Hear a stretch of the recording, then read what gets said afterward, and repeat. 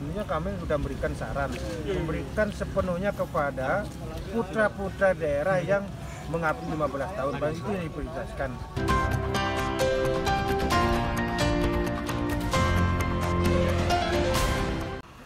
Rekrutmen pegawai pemerintah dengan perjanjian kerja atau P3K di Kabupaten Lombok Utara mendapat sorotan oleh anggota fraksi Gerindra yaitu Nasruddin. Pasalnya ia menilai pemerintah Kabupaten Lombok Utara terkesan tidak melakukan pemerataan terhadap calon pelamar yang notabene merupakan tenaga kesehatan. Hal ini diungkapkannya pada Senin kemarin. Menurutnya dalam perekrutan tersebut ditemukan masih banyak calon pelamar yang notabene sudah mengabdi 15 tahun lebih, namun justru terkendala syarat tertentu. Syarat yang dimaksud yaitu mereka lulusan D3, sementara dalam ketentuan yang ditetapkan daerah calon pelamar minimal mengantongi gelar S1. Dalam hal ini tentunya kami sudah memberikan saran, memberikan sepenuhnya kepada putra-putra daerah yang mengabdi 15 tahun, baru itu yang diprioritaskan. Tapi kalau itu tidak bisa dilakukan dengan formasi kemarin dibuka itu rata-rata yang S1. Kalau saya lihat baik bidang maupun perawat hanya 1-2 di situ.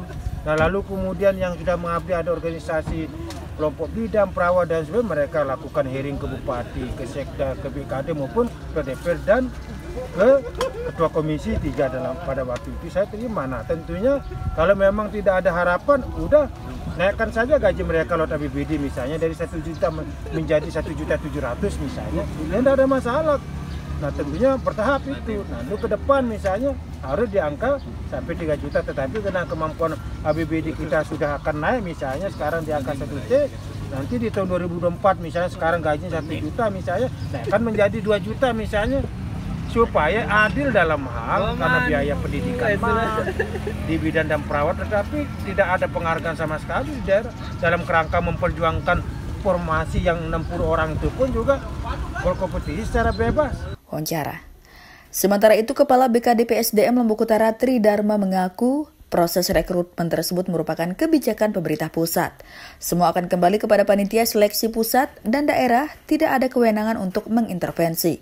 Tenaga honorer non-ASN semua bisa ikut seleksi dengan syarat minimal masa pengabdian 2 tahun saja. Intinya di proses sekarang ini hanya mempersyaratkan masa pengabdian 2 tahun. Kalau lebih itu tidak dihitung sebagai nilai tambah. Pak, ada ruang untuk, karena ini skala nasional, ini kan Panselnas, daerah tidak punya kewenangan untuk mengatur itu, semua kembali ke panitia seleksi pusat. Gajinya dari mana mereka? Dari pusat. Dari Lombok Utara, Tim Liputan Samalas TV mengabarkan.